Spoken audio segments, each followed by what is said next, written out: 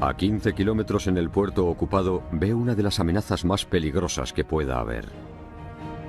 Un destructor enemigo armado con bombas llamadas cargas de profundidad diseñadas para hundir submarinos.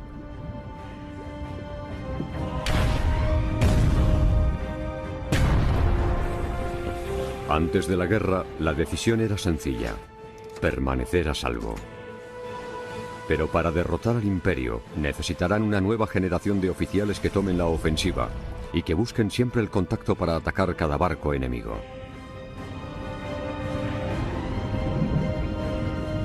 Poniendo en riesgo su buque y a su tripulación en la línea de fuego.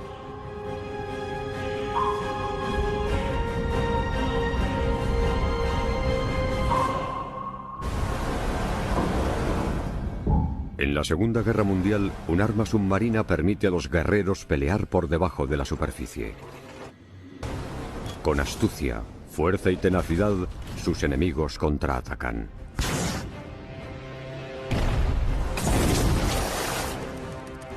Es una apuesta desesperada, revolucionaria y en ocasiones primitiva, para cambiar el curso de la guerra.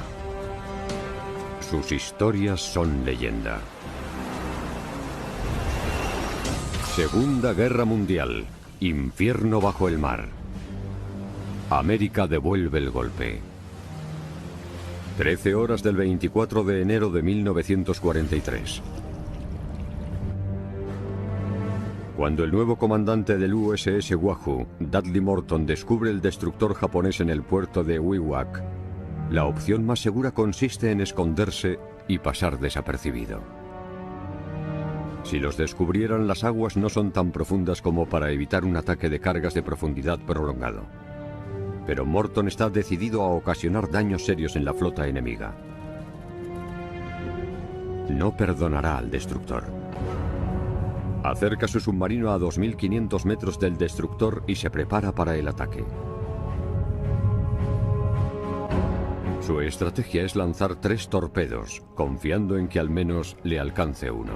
TDC, dame un grado de separación para cada uno. Voy a disparar desde los conductos 2, 3 y 4. ¡Lanzad el 2!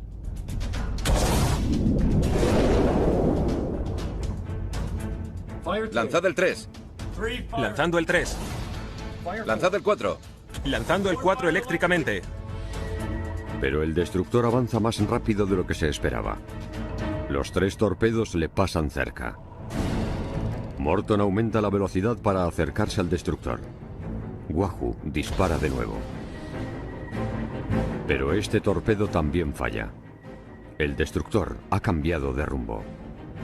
El fallo del disparo propicia que el enemigo se dirija hacia Wahoo. El destructor ataca, intentando hundir al submarino en el agua. La ofensiva de Morton implica un cambio radical en el riesgo de tolerancia del capitán del submarino estadounidense.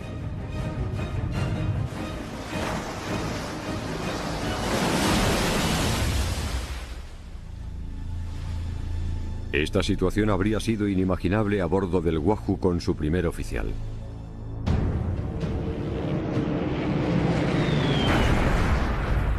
Estuvo al mando y entró en servicio solo 5 meses después del ataque de Pearl Harbor.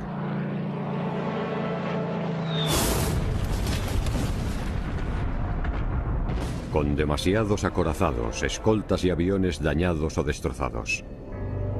Se les pidió a los submarinos que combatieran a Japón para alcanzar el buque mercante nipón.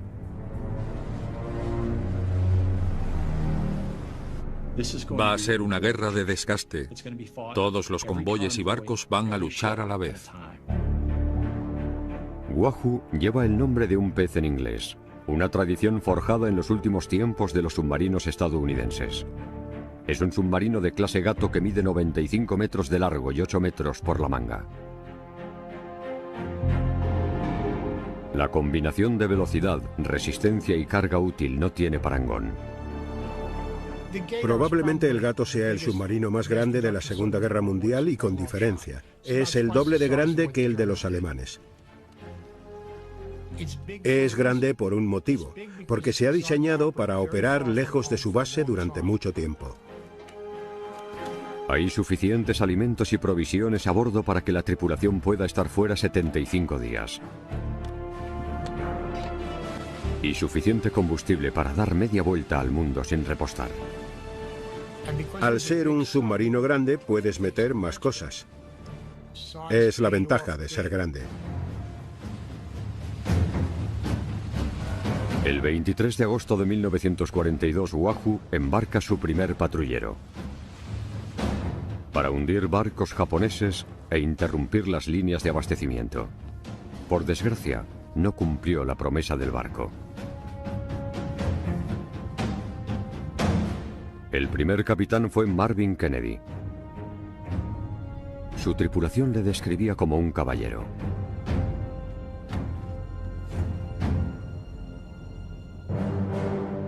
La Marina de Estados Unidos dedicó los años de paz a formar a su fuerza submarina como escoltas para recopilar información y evitar el contacto con el enemigo. Cuando Estados Unidos entró en guerra, el riesgo de aversión no dio los resultados esperados. Tenían muchos capitanes que eran demasiado tímidos, querían alejarse de la presa, no querían subir demasiado el periscopio por temor a que los vieran, ni desplazarse por la superficie por miedo a que un avión patrullero japonés pudiera verlos. El 5 de octubre de 1942, Kennedy fracasó en su intento de alcanzar un portaaviones japonés. La tripulación vio cómo se les escapaba de las manos uno de los objetivos más prestigiosos de la guerra. Han arriesgado demasiado, han viajado una distancia muy larga y se han puesto a sí mismos en peligro. Y todo para que al final no ataquen con agresividad ni lo hundan. Eso es desalentador. Tiene que hundir su moral y Kennedy lo tiene que ver.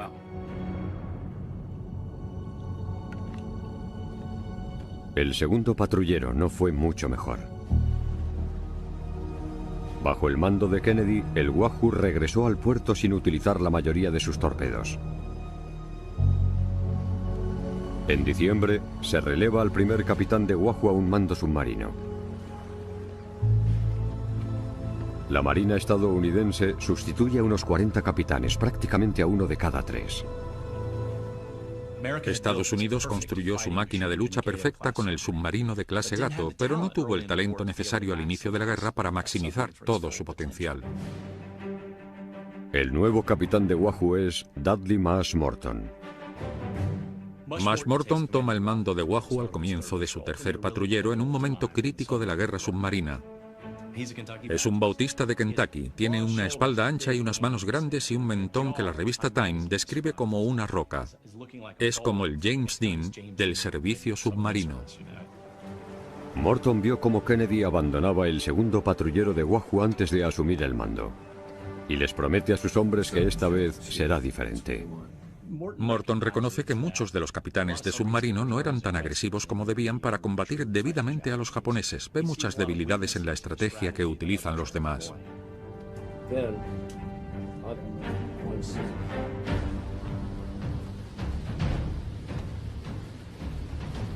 La primera misión de Morton tiene dos objetivos. Reconocer la base de abastecimiento japonesa llamada Puerto de Wewak. Y después, entrar en la zona de patrulla que hay alrededor de la isla de Palaos para cazar y hundir el barco nipón.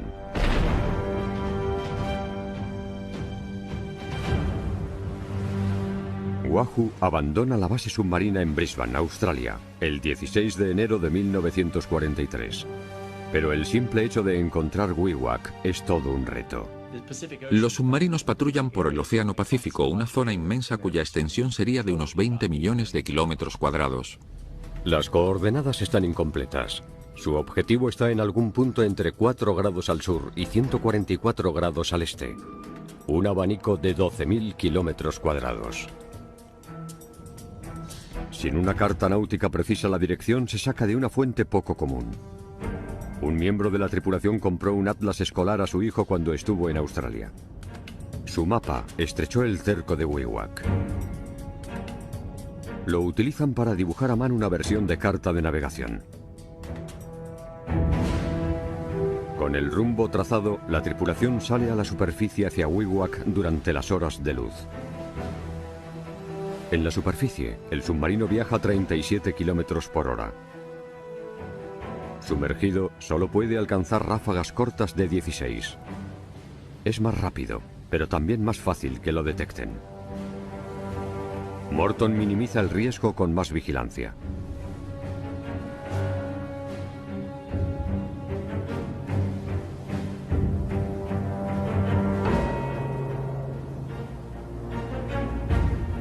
Tras divisar un avión enemigo, la tripulación despeja el puente. Como no está claro si el avión los ha descubierto, Morton insiste en esperar hasta que esté a 9 kilómetros del submarino. Sopesa el riesgo de un posible bombardeo aéreo contra la superficie. A medida que el avión se acerca, la tripulación observa y espera, preguntándose si el nuevo capitán está tentando demasiado a la suerte.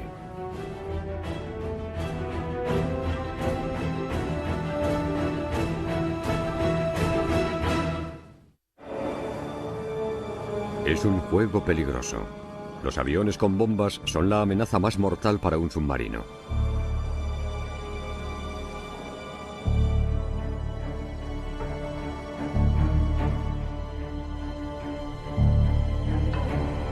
Pasan los minutos de tensión.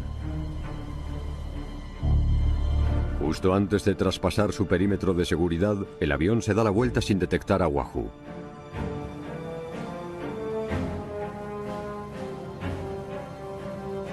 Morton gana tiempo evitando la inmersión y mantiene los ojos de la tripulación fijos en los objetivos, reivindicando que su misión consiste en hundir barcos.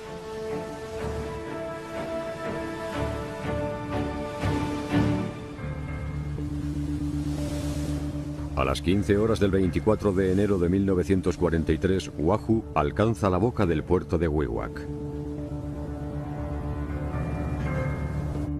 Situado al borde de una ruta marina muy protegida en el mar de Bismarck. Protege una base de suministros nipona en la costa norte de la ocupada Nueva Guinea. Las bases del puerto de Wewak se encuentran en ese punto para que las fuerzas del Imperio japonés se puedan movilizar, atacar y derribar rápidamente algunas de las líneas de suministro hasta Australia. Morton decide merodear la bahía de aguas poco profundas.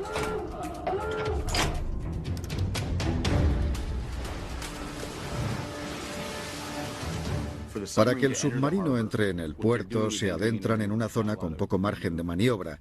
El puerto de Wewak estará defendido. Obviamente tiene infantería, armas y el potencial de los barcos de guerra, de modo que entrar ahí es un riesgo muy grande, pero es la única forma de realizar un buen reconocimiento. A 15 kilómetros, Wahoo descubre un destructor japonés. Normalmente te dicen que no persigas a los destructores porque te debes centrar en los buques mercantes. Muchas de las preguntas de los submarinos tienen que ver con cómo decides qué merece el esfuerzo a la hora de atacar y arriesgar tu vida. Influye el objetivo y la localización. Lo mejor es abandonar el puerto sigilosamente y atacar cuando se vaya el barco, porque así el barco está a salvo y por extensión la tripulación también. Pero Morton decide centrarse en el tentador objetivo. Los japoneses no pueden fabricar destructores con mucha rapidez. Cuesta fabricar la flota y además cuenta con una tripulación de élite. Con cada barco que hunden los estadounidenses, los japoneses no solo pierden un barco, sino que además pierden a marineros experimentados, el dinero que han invertido en su construcción y los recursos de guerra mermados.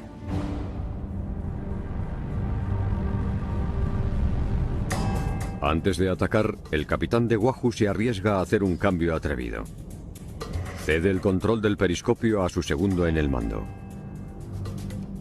El teniente comandante Dudley Morton es un revolucionario por cómo ataca desde el submarino.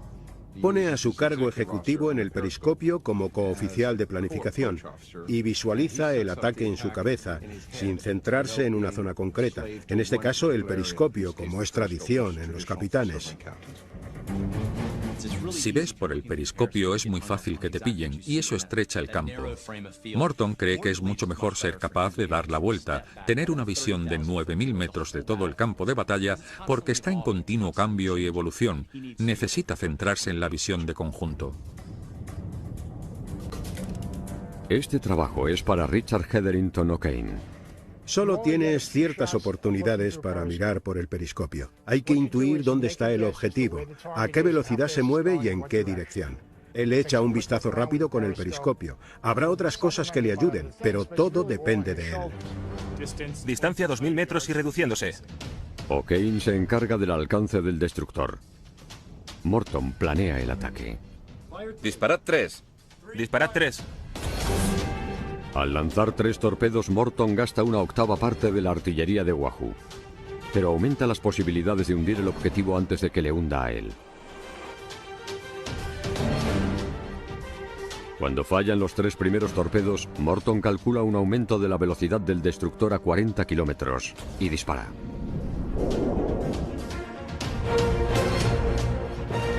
Vuelven a fallar. Wahoo ha gastado su última munición en vano. Pero lo peor es que ha llamado la atención del destructor de submarinos. Eres un oficial del submarino. En cuanto te sumerges, sin importarte nadie, eres invisible y estás a salvo. Cada vez que lanzas un torpedo, si se ve, le da al otro bando una pista para cogerte. Pero Morton no intenta sumergirse en la oscuridad, sino que saca el periscopio anunciando la posición exacta de Wahoo. Tiene 2 torpedos más cargados para lanzarlos. El destructor se carga. Embestir un submarino para dañar su casco es una táctica bruta pero efectiva. Al estar tan cerca, Wahoo no tendría tiempo de escapar si el torpedo fallase. La única opción que le queda es un disparo extremadamente arriesgado. Los marineros lo llaman hasta la garganta. Morton quiere alcanzar la estrecha proa del barco. No le queda otra opción. Si no lo hace, el destructor es lo suficientemente rápido y manejable como para que lo hundan en el fondo del mar, y no podría hacer nada para impedirlo. Así que le obliga a atacar e intentar cambiar el ataque hacia una situación en la que él tenga ventaja. A medida que el destructor se acerca, Morton va calculando a la perfección el tiempo. Si dispara a más de 1000 metros, el destructor tendría tiempo para esquivarlo. Pero si están a menos de 650 metros, el torpedo no tendría tiempo para dispararse y detonar. 2 torpedos. Lanzan 2 torpedos.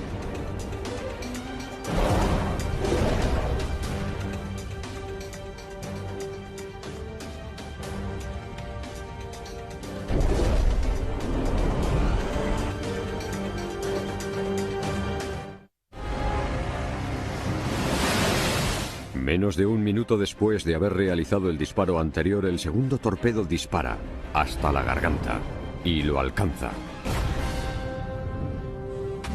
El golpe paraliza el casco del destructor. Le hemos dado. Wahoo se sumerge bajo el barco dañado para evitar una colisión y escapar de la masacre.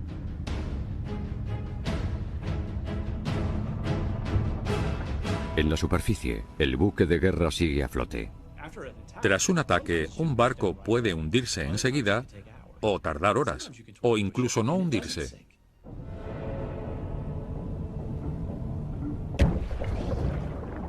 El barco dañado empieza a soltar sus cargas de profundidad.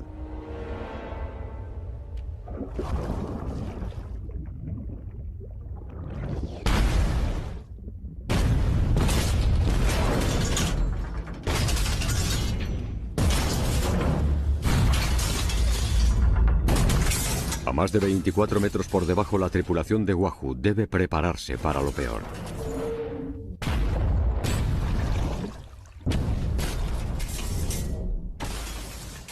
Un ataque de cargas de profundidad es terrible para estos marineros submarinos porque están en un barco sin ventanas y no ven por dónde viene el peligro. Están atrapados en esa lata diminuta con explosiones que sacuden el barco. Cuando caen hacen mucho ruido y puedes escucharlas. Es realmente estresante.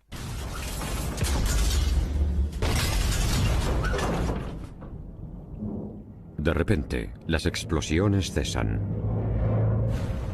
Un ruido de resquebrajamiento violento penetra en el casco de Wahoo.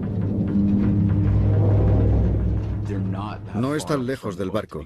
Se escucha el casco, el sonido del agua precipitándose, el sonido de las calderas explotando y, por supuesto, el sonido del vapor y del agua en ebullición. La tripulación reconoce el sonido de las calderas del maldito destructor golpeando el agua fría. El destructor se ha partido. Wahoo asciende a una profundidad de periscopio para confirmar la muerte. Está en llamas y su proa se hunde en el mar.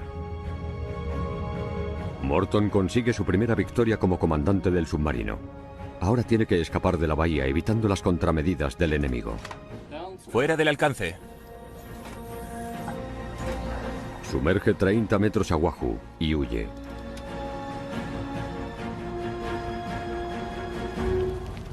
Cuando cae la oscuridad, los japoneses encienden fuego en la costa de Wewak, quizá para ver algún destello de la navegación de Wahoo.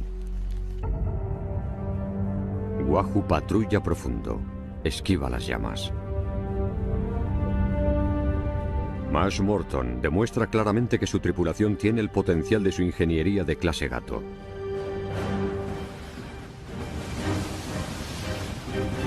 Y a pesar de la victoria, todavía no va a regresar a casa.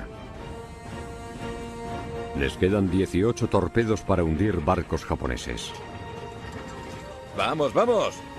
Morton y su nueva tripulación acaban de empezar. La siguiente etapa de su patrulla lleva a Wahoo al norte,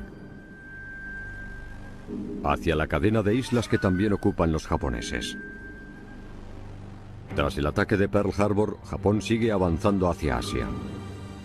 Las conquistas crean un reino 3 veces más grande a mediados de 1942. El mensaje que Japón envía al mundo es que Asia es para los asiáticos, pero en realidad quiere decir que es para los japoneses. Llevan luchando con China en una guerra desde 1931 y de manera muy intensa desde 1937.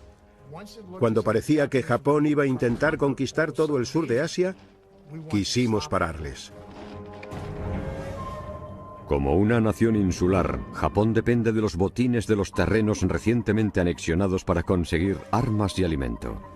Navegan por rutas que cruzan el Pacífico. Los japoneses están en bancarrota de suministros. Tienen que traer casi todo de otros lugares, no solo alimentos para su creciente población, sino también todos sus materiales de guerra. La bauxita se necesita para fabricar aluminio, el caucho para los neumáticos, el algodón para los uniformes y, lo más importante, el petróleo, que es fundamental para mover navíos, aviones de combate y bombarderos. Depende totalmente de un sistema de rutas marítimas. Si la economía japonesa se ve frenada, también la posibilidad de comprar e importar lo necesario para fabricar los artículos de guerra y la gasolina para mover su maquinaria de guerra.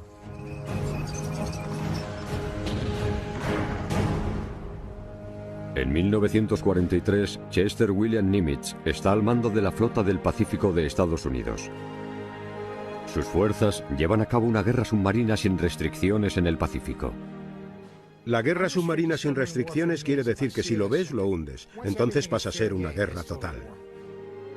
Con Nimitz, los submarinos se asignan a patrullas específicas para atacar a los japoneses.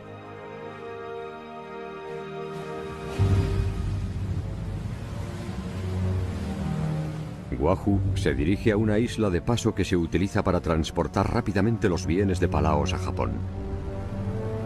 Palaos exporta recursos naturales clave. Hay bauxita, que se utiliza para el aluminio, que es el fuselaje de los aviones japoneses. Y secundariamente, claro está, fosfato para fertilizante. Puedes fertilizar cuerpos y obtener una producción de alimentos mejor. Las fuerzas japonesas consolidadas tienen una ventaja clara.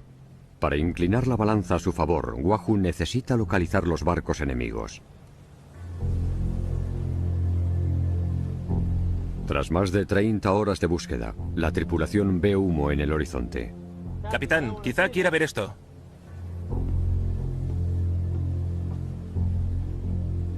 Wahoo no ha encontrado un barco, sino 3. Un convoy japonés y 2 cargueros que transportan bienes. El tercero transporta tropas. Morton sabe que los convoyes aliados eran objetivos perfectos para la Alemania nazi antes de la guerra.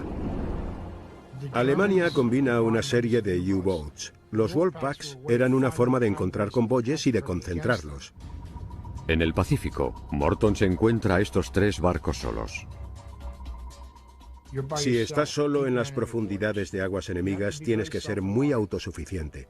Cada vez que haces algo, te expones a la destrucción.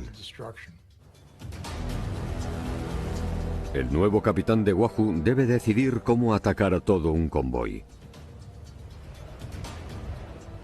Acerquémonos al objetivo.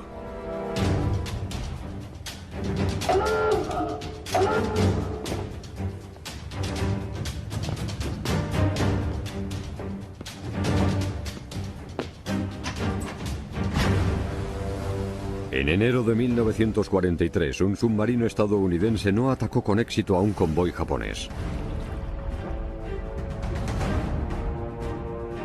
La elección les dará a Morton y Wahoo la fama Sabemos que están ahí.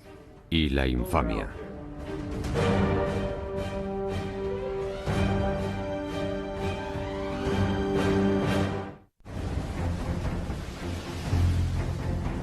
En enero de 1943, el submarino estadounidense Wahoo acecha un convoy japonés cerca de Palaos, en el Pacífico Sur. Un ataque expondría al submarino de Dudley Morton en aguas enemigas durante más tiempo que si atacara a un solo barco. Los submarinos solamente son vulnerables a los ataques de cargas de profundidad, bombas aéreas e incluso de disparos. Cuanto más agresivo eres, más oportunidades das al enemigo de que te gane.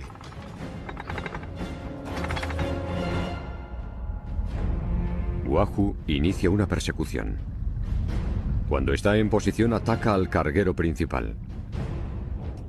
Durante la época de Morton, los capitanes estadounidenses gastan una media de casi 12 torpedos para hundir un barco. Wahoo tiene 18 cabezas explosivas para los barcos cargados con tropas enemigas y con provisiones. Necesitará ser más eficiente si quiere hundir los 3. Disparo un torpedo a un barco. Se mueve y yo me muevo. Los ángulos lo complican. Tienes que imaginar por dónde se mueve y a qué velocidad. El ordenador de datos de los torpedos es el matemático del submarino. El ordenador de datos del torpedo es la forma de averiguar dónde está el objetivo, a qué velocidad va y en qué dirección se mueve, para después calcular qué debe hacer el torpedo. Los lectores del periscopio indican en el ordenador de datos o el TDC el alcance del enemigo, creando un ángulo relativo de la proa del submarino. Calcula el rumbo del objetivo y establece un rumbo preciso para el torpedo. Durante la Segunda Guerra Mundial, la Marina de Estados Unidos confió ciegamente en el TDC. Lo tienes, está en el objetivo, dispara el torpedo y él hará el resto. Nadie más tiene ese sistema integrado.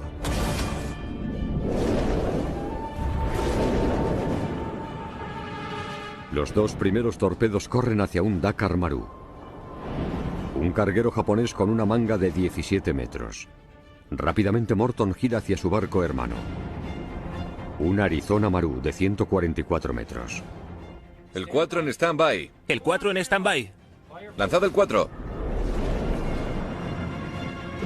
El torpedo de vapor Mark 14 deja una estela muy visible en el agua. Por eso, cuando se dispara el torpedo, te identificas literalmente con una línea que va desde la posición del torpedo hasta la tuya. Cuanto más dispares, mayores serán las posibilidades de que te pillen. Los 2 primeros torpedos dejan marca. El Dakar Maru empieza a ladearse.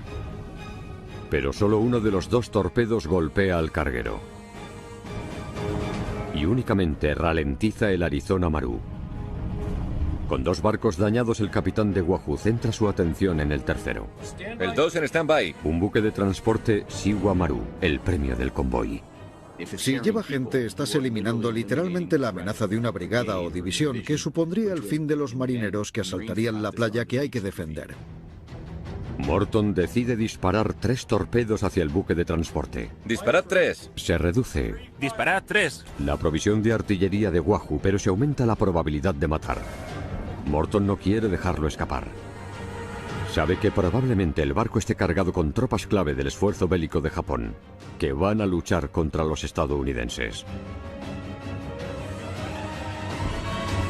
2 de las 3 cabezas explosivas impactan. El buque está paralizado. Pero el segundo carguero vuelve a la lucha y se dirige hacia Wahoo. Su táctica se llama embestida.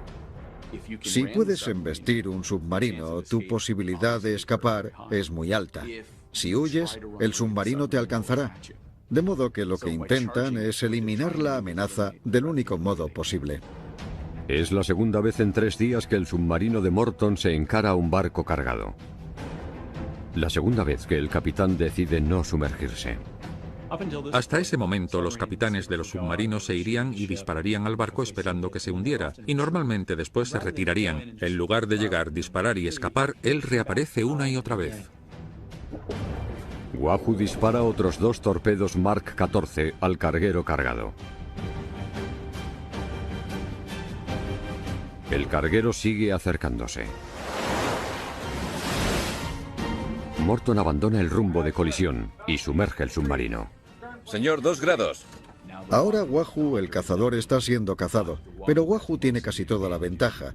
Si puede sumergirse, el buque de transporte se escapará y podrá seguirlo. Si los torpedos alcanzan al buque, pasaría lo mismo y seguiría hundiéndolo. Wahoo sigue teniendo ventaja a pesar de que lo estén atacando.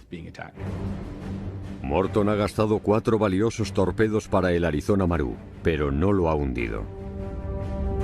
Morton permite que el carguero renquee y se centra en el Sigua Maru cargado con tropas.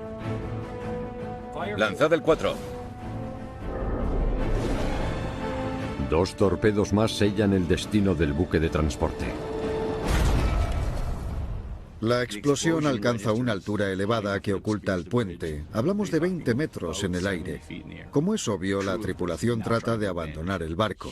Una explosión enorme que indicaría que el Maru llevaba explosivos o que llevaba algo muy volátil, quizá combustible para aviones. De ahí el impacto. Ya han hundido 2/3 del convoy. Pero Morton quiere acabar por completo con el carguero.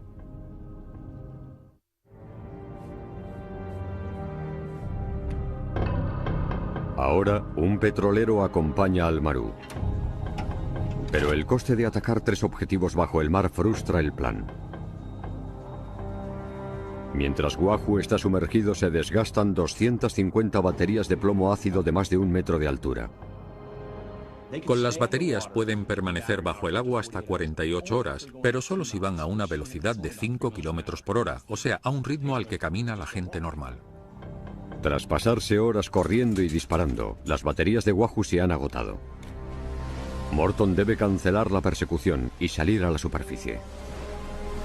Tiene que recargar 2 de sus motores. Eso limita la velocidad y el alcance si decidiera dar la vuelta y centrarse en el objetivo que atacó antes.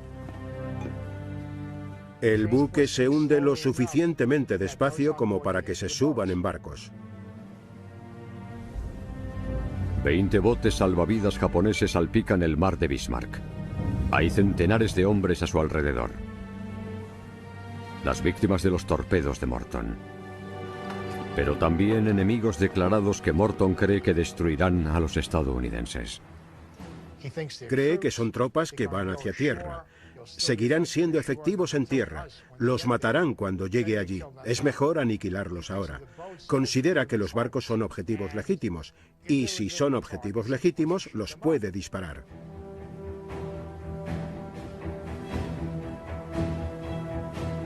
Morton valora la situación y ordena a su tripulación que se prepare.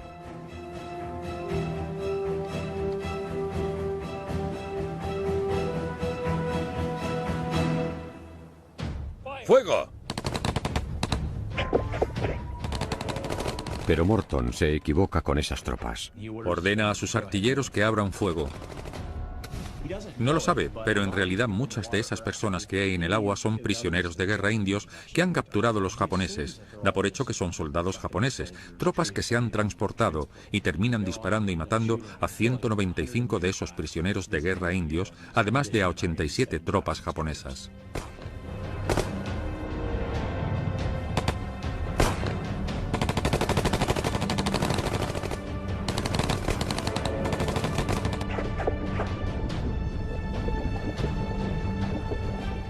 Seguid disparando. Nunca juzgaron a Morton por este acto. De hecho, Joe MacArthur le condecoró con la Cruz de los Servicios Distinguidos de la Marina por hundir esos barcos.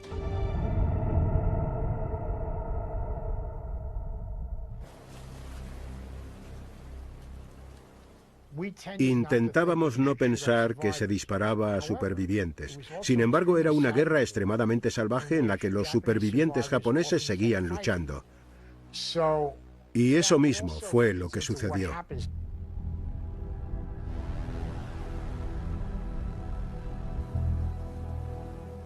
Mash Morton mató a esos prisioneros de guerra. Es una parte oscura que incluso hoy perdura sobre el legado de Wahoo. A las 14 horas, el capitán de Wahoo se mueve. Las baterías del submarino están cargadas. Wahoo ya puede perseguir a los barcos que escaparon. El carguero y el tanque les llevan al menos 2 horas de ventaja. Para alcanzarlos, Morton debe permanecer en la superficie, lo cual hace vulnerable a Wahoo. Es casi seguro que los japoneses han desplegado unidades antisubmarino para proteger lo que queda de su convoy.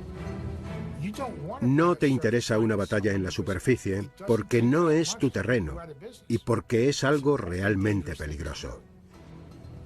Justo después de las 15:30 ven una bocanada de humo y la silueta de la proa de 2 barcos. Un tanque que transporta millones de litros de combustible flanquea el Arizona Maru que ha huido. A Wahoo solo le quedan 7 cabezas explosivas.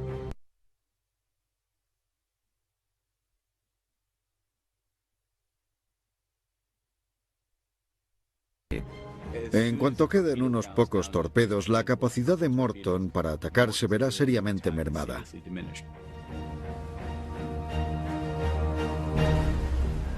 Cuando cae la oscuridad, Wahoo está listo para una ofensiva final. Lanzad el 2. El 3. El 4.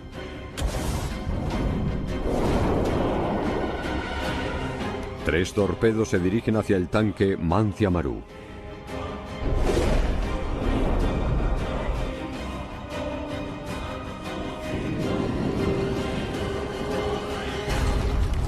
Solo le alcanza uno. Y el barco sigue a flote.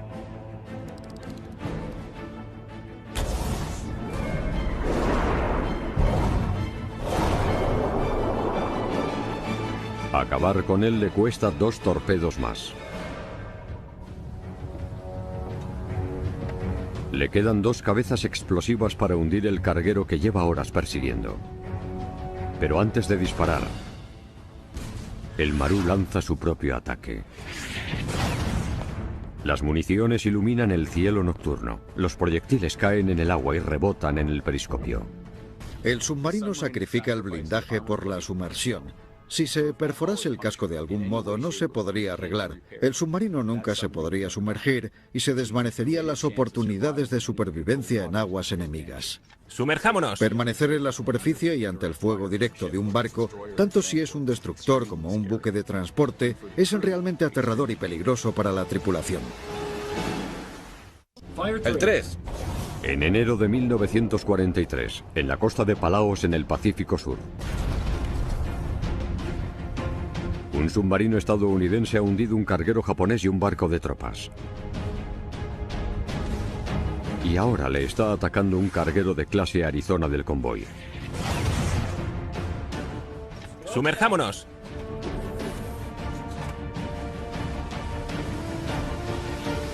Wahoo se sumerge a 30 metros para escapar de los disparos.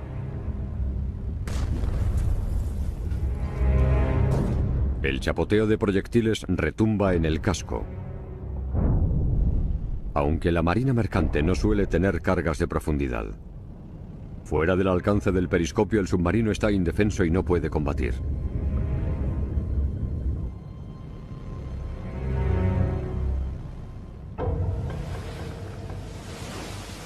Unos 15 minutos más tarde, Morton vuelve a la superficie.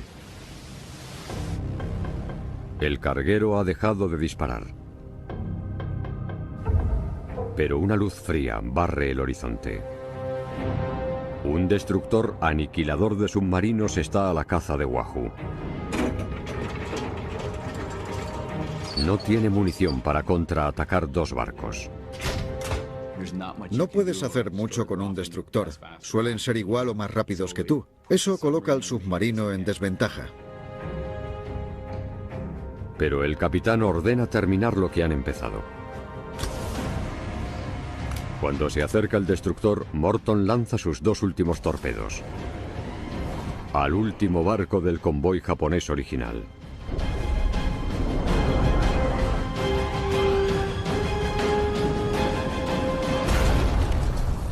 Le hemos dado.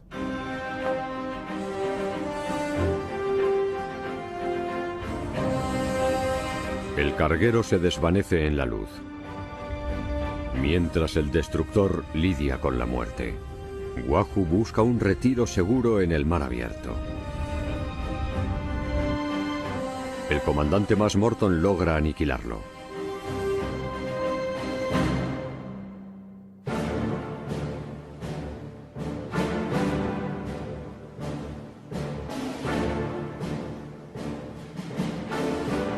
El 7 de febrero de 1943, Wahoo llega con orgullo a Pearl Harbor.